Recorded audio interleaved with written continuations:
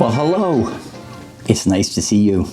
I'm glad that you've chosen to spend a little bit of time with me, and I'm going to use this time to teach you something about bird watching, about a way to identify birds. Each week, we will spend a little bit of time learning something from how we observe birds. Sound confusing? It'll make sense when you watch this. So please, let's see what we have in store for us today.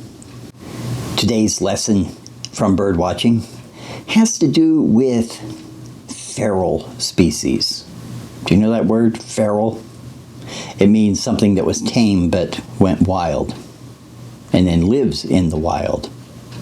There are a number of species like that.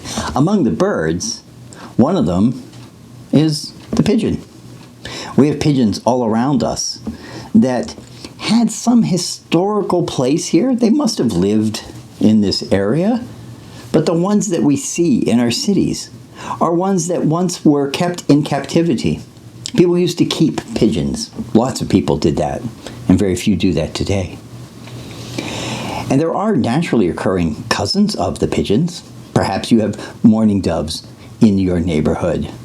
A lot of people mistake them for owls because they hear them cooing in the morning and they think that they hear an owl, but it's really just the beautiful song of the mourning dove, which actually sounds like it's mourning, like it's sad, which is how it gets its name.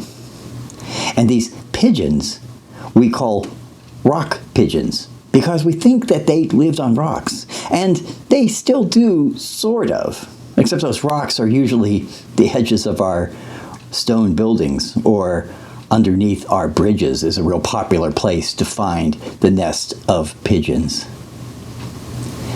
The point here is that we have a responsibility to these birds, as much as they're a nuisance, as much as we might wish that they weren't around because of the mess they make, or maybe because we just don't like the nuisance of all these birds underfoot in the places where we're trying to have our fun and live our lives. But they wouldn't be here in these numbers if we hadn't created the situation, if we hadn't made life for them the way that it is. It's always that way when we take responsibility for another. That's why you don't just release your cat or your dog out into the wild, let it go when you're tired of it. You are responsible because this animal has been domesticated, is the word we use. And in a real way, pigeons have been as well.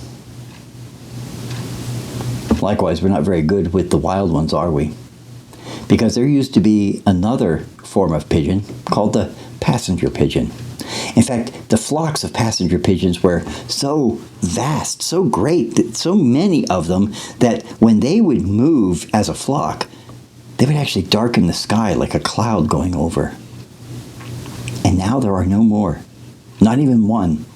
Because there were so many, people thought that they could shoot them and eat them and just discard them, treat them like trash, like we think of the pigeons in our park today. And by doing that, they reached a point where there just weren't enough of them left to keep the species going. It was impossible for people to even grasp that that could happen. But it did. So the lesson from bird watching for today, when we look to the mourning doves and the rock pigeons and the passenger pigeons, is that we have a responsibility to care for nature.